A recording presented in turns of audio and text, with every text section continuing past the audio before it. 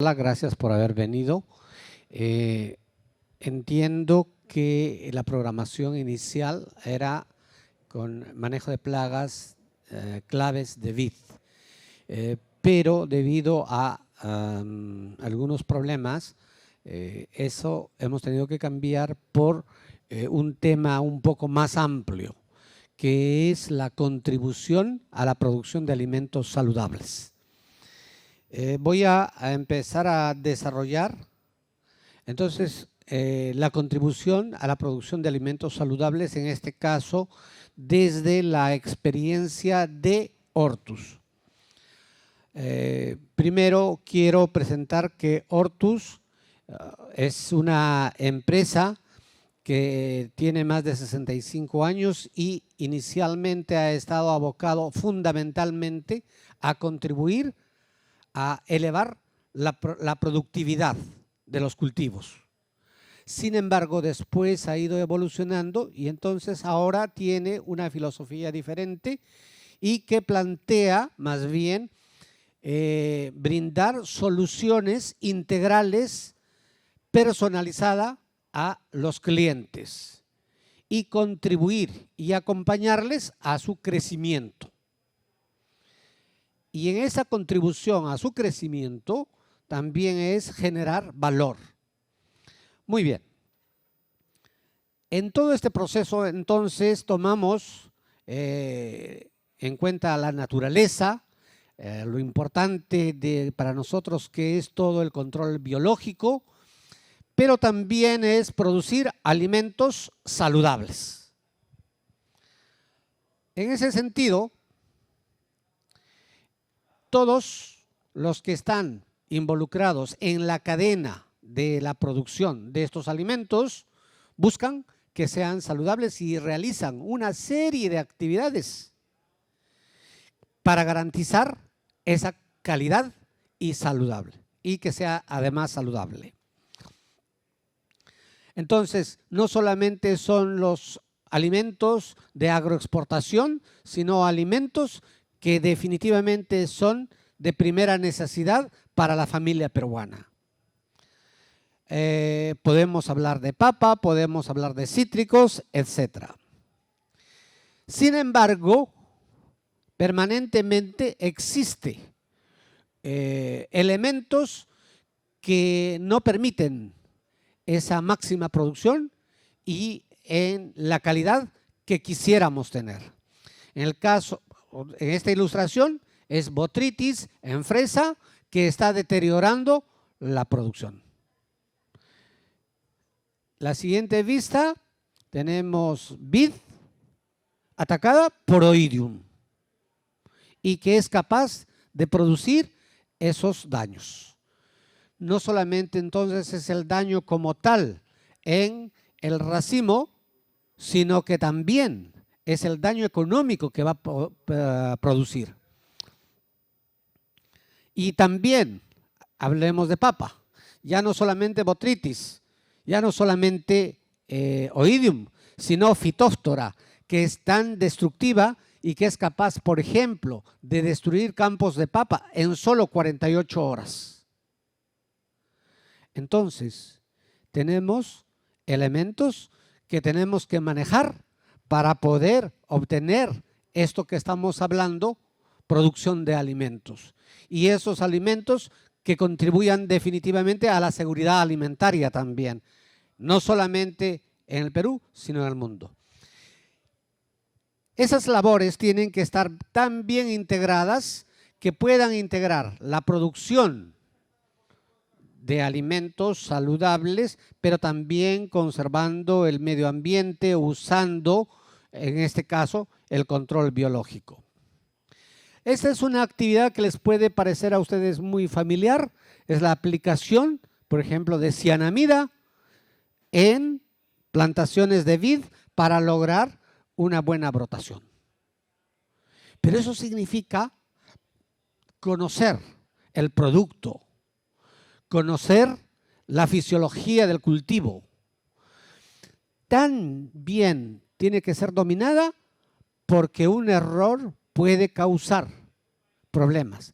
Por ejemplo, que se desconozca la dosis, que se desconozca el momento oportuno de aplicación, que se desconozca el estado fisiológico de la planta donde debe aplicarse. O esta cosa que parece tan simple o hasta que nos llama la atención, tener los tractores envueltos con plástico.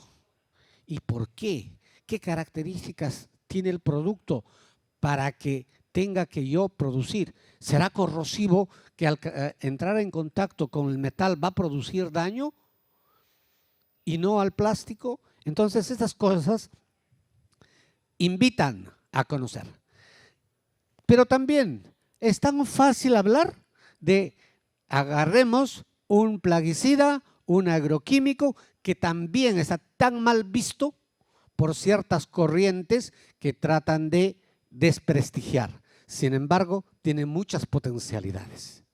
Imagínense que trate yo de producir alimentos solamente en forma sin tener en cuenta los plaguicidas que podríamos indicar. Entonces, cuando tengo ciertas condiciones a pequeña escala es posible, pero cuando hago a una escala mayor va a ser imposible. Entonces, tengo que conocer el producto y sus características. Y entonces, ¿qué debe buscar? El manejo seguro, el manejo y uso seguro de plaguicidas, producir alimentos saludables, pero que las personas que van a consumir esos alimentos también estén sanas de tal manera que no les pueda causar ningún daño por consumir esos alimentos. Pero no solamente es alimentos, no solamente es la población, sino que también el medio ambiente donde desarrollamos esta actividad económica, donde vivimos, también sea saludable. Entonces, lo interesante es poder integrar todo esto. Y entonces vamos a empezar a centrarnos en lo que es, hablamos de plaguicidas. Como decía hace un momento, es tan satanizado el término, pero que en realidad son sustancias que sirven para repeler, que se vayan. Sirve para reprimir su desarrollo. Queremos alterar su comportamiento con la muda, etcétera, pero también para matar en determinado momento. Pero si recurrimos, claro, de frente a matar, vamos a tener algunos desequilibrios en la ecología y lo que hace un momento decíamos, que un medio ambiente va a ser alterado. Entonces, definamos bien qué es plaga. Mucha gente confunde y dice plaga solamente llama a los insectos. Pero si realmente revisamos el término, es todo organismo que nos causa daño económico. Por lo tanto, un bichito que veo, una mosca que veo por ahí, no es plaga. Una mariposita que veo en mi campo no es plaga. Será plaga cuando me cause un daño económico. Podemos tener larvas, podemos tener hongos, bacterias, etcétera. Y podemos tener también malezas que nos causen daño económico, que no permiten un buen desarrollo de la planta. Los plaguicidas nadie se ha inventado así nomás, está totalmente controlado.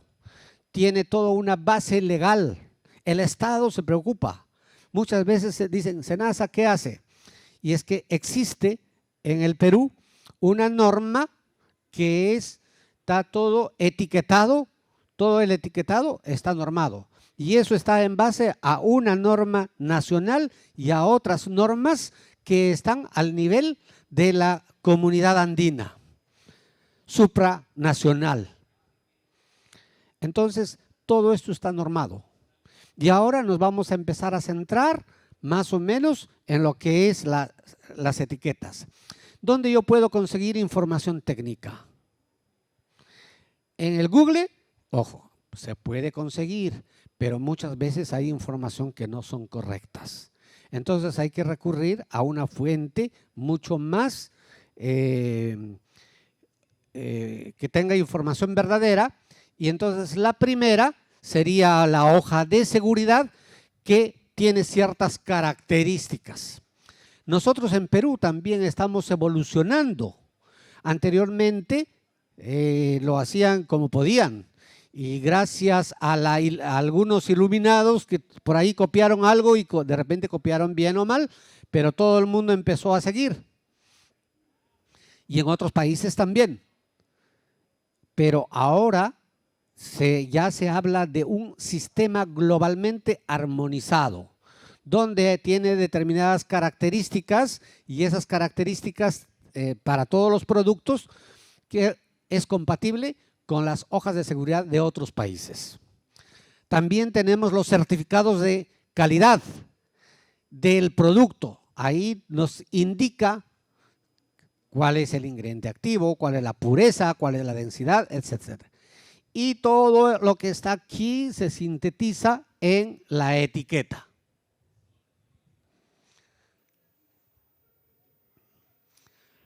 Esta es una etiqueta típica de 3 cuerpos. En el Perú está permitido de 2 cuerpos y también está permitido la hoja informativa. Pero en esta etiqueta de 3 cuerpos, en la primera parte viene todo lo que es precauciones, en la segunda todas las características del producto y en la tercera parte viene cómo se usa.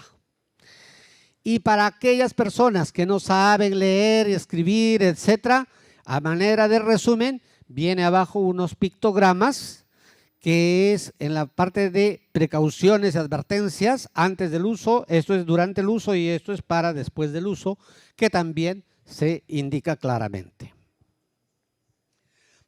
Vamos a muy rápidamente revisar la primera parte. Una de las cosas curiosas acá es que por ley estamos obligados a poner, lea la etiqueta antes de usar el producto. Sin embargo, cuando hablamos con muchos ingenieros, ¿has leído una etiqueta? No. O sí. Te dice, ¿y qué parte ha leído? Solamente la parte de la dosis, que ahora les voy a mostrar qué parte solamente lee. Entonces, es conveniente que puedan leer y como ven está todo lo que es las precauciones, primeros auxilios, etcétera, etcétera. Precauciones, primeros auxilios, está en el caso de en caso de emergencias, está cómo se debe manejar los desechos y los envases, que está indicado que debe hacerse obligatoriamente el triple lavado y cuáles son las medidas para cuidar el ambiente. Todo eso es el primer cuerpo. Y los pictogramas que después vamos a volver a ver. Y esta es la parte central donde están, ojo, todos los plaguicidas que se comercializan en el Perú tienen que tener un número de registro, ¿ya? Y en este caso, esto es, perdón, me emocioné. Esto no tiene puntero. Bueno, está la clase de plaguicida, quién es el titular, quién es el fabricante, cuáles son las propiedades físico-químicas que tiene, etcétera. Y, por ejemplo, si es explosivo, debemos saber, existen productos plaguicidas que son explosivos. Por lo tanto, cuando manejamos, cuando almacenamos, tenemos que tener en cuenta la temperatura o los posibles golpes o el manejo de instalaciones eléctricas. Si es inflamable, también, porque puede prenderse fuego. Entonces, va a ser importante para poder hacer el almacenamiento. Y, finalmente, es corrosivo. Por ejemplo, existe... voy a hablar de el ácido fosfórico que mucho se usa, es corrosivo. Entonces, tengo que saber qué significa ser corrosivo y qué va a pasar si por A o B entrara en contacto con la piel, con los ojos, y eso dónde puede encontrar la información. En la parte inferior de las etiquetas hemos visto que hay una banda toxicológica, color, que pueden ser de diferentes colores, en este caso es rojo, amarillo, azul, y el verde está reservado exclusivamente para los biológicos. Decía que existe estos pictogramas que después vamos a revisar, y en los rojos incluso en el Perú hay 2 rojos, el altamente peligroso y el extremadamente peligroso. Luego está el moderadamente, que es el amarillo. Y estos colores están indicando de acuerdo a la dosis que se requiere. ¿Cuánto se requiere para producir la muerte? En este caso, se expresa en miligramos por kilogramo vivo y está estudiado en ratas. Sin embargo, para que más o menos piensen ustedes, un gordo de 100 kilos, ¿ya?, para que pueda morirse con esto, si es que ingiere por la boca, solamente necesitaría medio gramo del producto, medio gramo. Y medio gramo es una cucharita de té, la puntita nomás. Con eso podría morirse. Sin embargo, ya con esto existe 50 gramos necesitaría, y 50 gramos es más o menos un vaso de yogur. Y con eso necesitaría de 200 hasta 2 litros. Entonces, el azul es mucho más seguro. En el Perú, para poder vender en los establecimientos comerciales, estos hay que tener una prescripción técnica. En términos cristianos hay que tener una receta. Si no tienes receta no te pueden vender. O no te deberían vender. Yo sé que pueden vender, pero no te deberían vender porque eso está ya establecido por norma. En la parte, la tercera parte del cuerpo, donde están las formas de uso, en este caso están las recomendaciones, el cuadro de usos, y lo que hace un momento en son de broma comentaba, que los ingenieros que leen esta parte generalmente se limitan a leer ese cuadradito. También está la frecuencia con la que se puede aplicar, compatibilidad, etcétera. Muy bien. Y los pictogramas, para la gente que no sabe leer, está que debe ser almacenado fuera del alcance de los niños bajo llave. Les comento como una anécdota. Estuve haciendo una charla en el campo en Piura a una señora, era la población, y a una señora que no sabe leer y escribir, le pregunto qué entiende por este mensaje. Y me explicó muy bonito y me dijo, hay que echar llave al niño para que no agarre el producto, ¿no? Y era exactamente lo contrario. Entonces, yo siempre me cuestiono si esa es la mejor imagen para transmitir ese contenido. Bueno, luego está todos los pictogramas para la manipulación y aplicación, para el cuidado personal. Esto lo evalúa según la peligrosidad. El SENASA es el que aprueba y dice esto debe ir o esto no debe ir.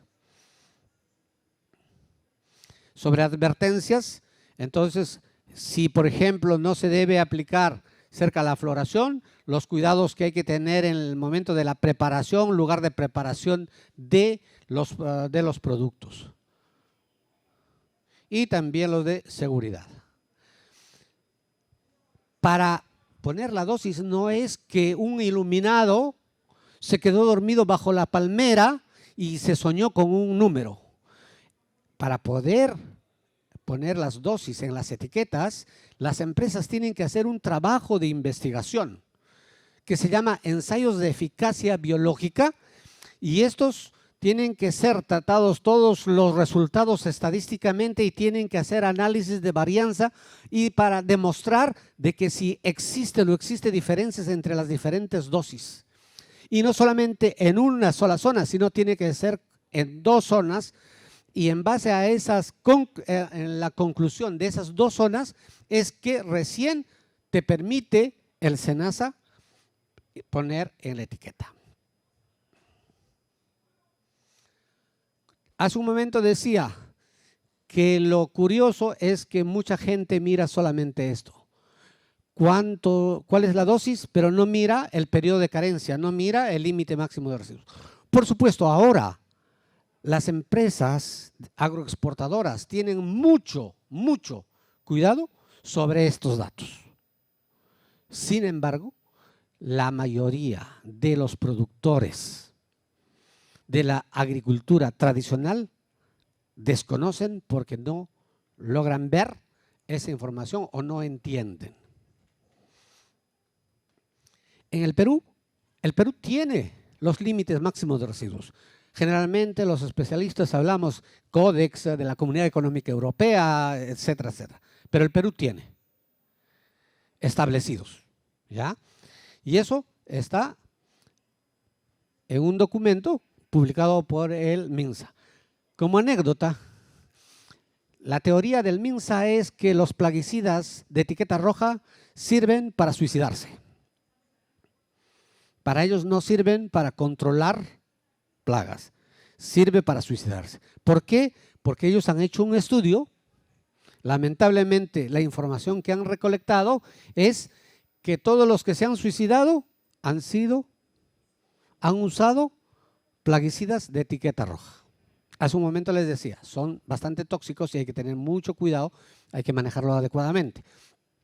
Sin embargo, los amarillos, los azules no causan la muerte, entonces nadie se suicida con eso. Y por lo tanto, la conclusión es bastante sesgada. Entonces, ¿qué estamos entendiendo por el límite máximo de residuos? Como la cantidad máxima legal de plaguicida legalmente permitido en una cosecha. Y entonces, en este caso, para papa, todos estos están registrados y todos estos son los límites máximos de residuos. Que posiblemente muchos de ellos se han copiado de otros lugares, posiblemente, ¿ya? Pero está establecido para el caso de Perú. Y entonces el otro término, periodo de carencia. Y tenemos que entender que el periodo de carencia es el intervalo de tiempo que debe transcurrir entre la última aplicación y la cosecha para garantizar que el residuo está por debajo del límite máximo de residuos. Vamos a luego conversar algo sobre el tema con una ilustración. Y esto nos permitiría tener cosechas de alimentos sanos sin riesgos para la salud. Esto es una ilustración de la relación del límite máximo de residuos y el periodo de carencia.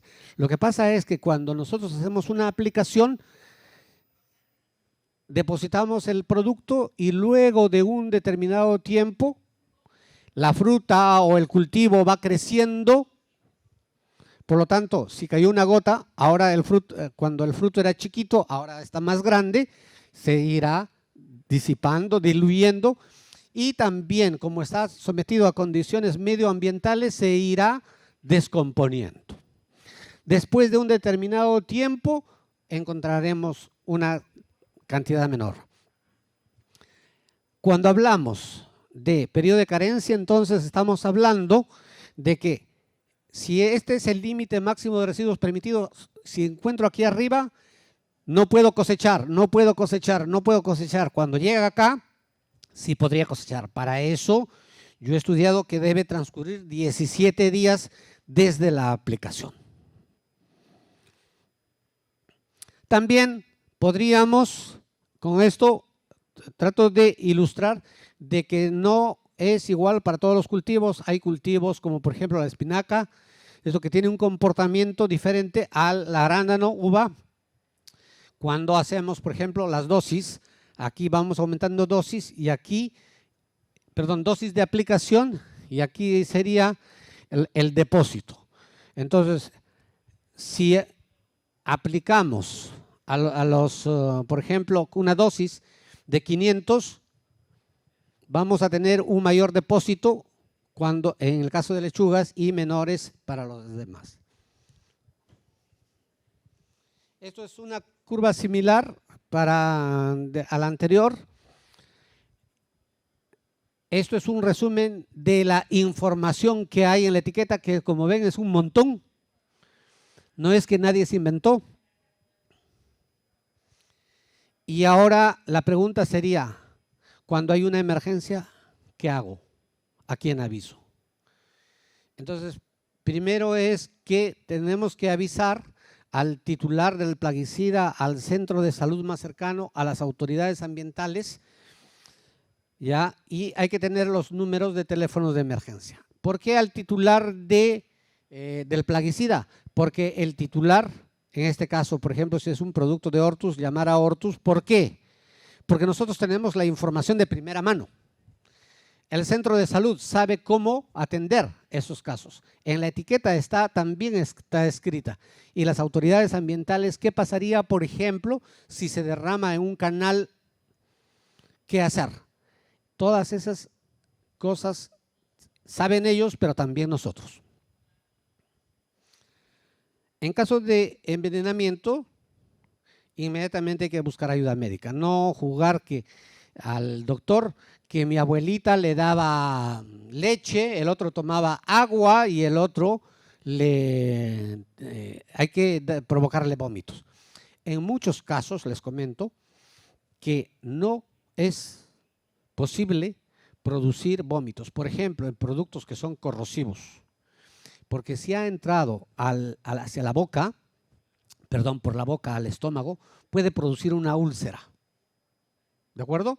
Pero ¿qué va a pasar si es que yo empiezo a regresar lo que he tomado y eso entra por mi tráquea a las vías respiratorias y entra a los pulmones? Lamentablemente ahí ya San Pedro no te va a salvar, ¿ya? Porque los pulmones es mucho más delicado. Entonces, y eso mejor los especialistas.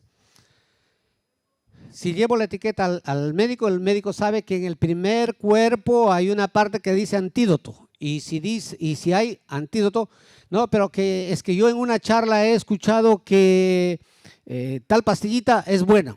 Ojo. Para determinados plaguicidas, para otros tienen que aplicar lo que se llama un tratamiento sintomatológico. O sea, de acuerdo a los síntomas, se le subió la presión, hay que bajarle la presión. Se le da fiebre, bajarle la fiebre. Le da vómitos, hay que controlar eso. Es importante tener los teléfonos de emergencia.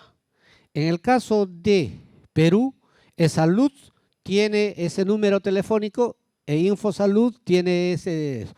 El problema de estos números que están establecidos por orden del gobierno es que solamente funcionan desde teléfonos fijos.